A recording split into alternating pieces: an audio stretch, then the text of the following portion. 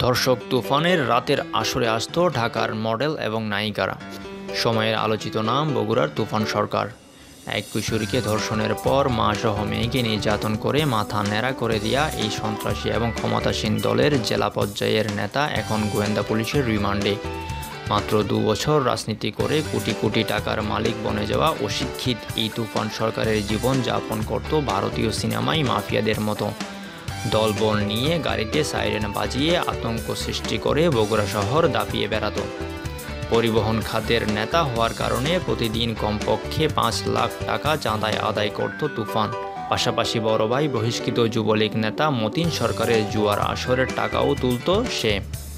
হঠাৎ ধনী বনে যাওয়া এই তুফান প্রতি রাতে নারী ও মদ নিয়ে পড়ে থাকত। আসক্ত ছিল ইয়াবাতেও। ইয়াবা বিক্রির পাশাপাশি তিনি সেবনও করতেন। প্রশাসনের লোকদের নিয়মিত মাসোহারা দিয়েই অপকর্ম চালিয়ে যেত। এমনকি তাদের খুশি করতে ঢাকার থেকে উক্তি সুন্দরী মডেল এবং এক সময়ের বাংলা সিনেমার অশ্লীল নায়িকাদের নিয়ে আসত। তুফানের ঘনিষ্ঠ এক বন্ধু, যিনি নিয়মিত তার সঙ্গে রাতের পার্টি করতেন, নাম না প্রকাশ করার শর্তে তিনি জানান, বাংলা সিনেমায় 2 জন নায়িকা সহ আরও 4 জন সুন্দরী মডেলের সঙ্গে কানেকশন ছিল তুফানের।